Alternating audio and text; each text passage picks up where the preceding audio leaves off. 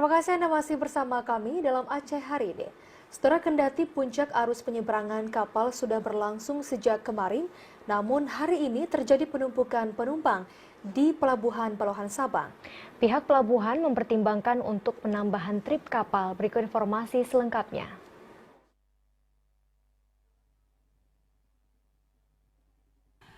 Penyeberangan Pelabuhan Baluhan Kota Sabang terjadi penumpukan penumpang orang maupun kendaraan yang gagal berangkat pada trip pertama melalui KMP Tanjung Burang.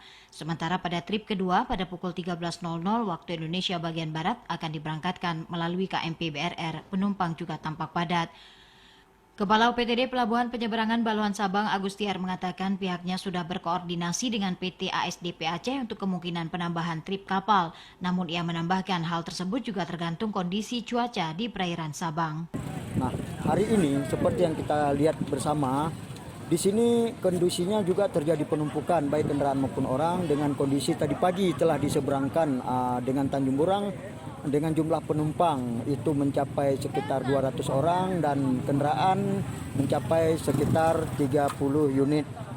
Kemudian untuk trip kedua ini nanti di jam 1 siang itu akan kita seberangkan lagi sekitar 28 unit mobil kecil ditambah dengan mobil besar truk 1 unit.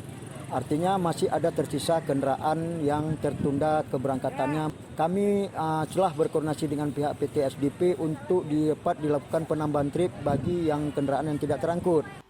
Kendati cuaca cenderung ekstrim dengan kecepatan angin yang kencang, sejumlah penumpang tampak ikut menyeberang dengan berbagai alasan. Seorang warga Sabang Pipin menjelaskan penyeberangan dilakukan karena alasan keluarga yang sakit, sehingga mau tidak mau ia dan keluarga harus menyeberang meski dalam kondisi cuaca kurang menguntungkan. Ini karena keluarga, satu keluarga pihak istri ya, sakit ya, jadi dibawa ke Dinang lagi makanya kita dari, ya namanya kita keluarga Pak. Jadi kalau nggak berangkat juga. Pelayaran direncanakan terakhir hari ini karena esok seluruh aktivitas pelayaran dihentikan selama 2 hari ke depan. Hingga berita ini diturunkan, belum ada rekomendasi seputar penambahan trip dari ASDP. Dari Sabang, Mahfud Taher, TVRI Aceh melaporkan.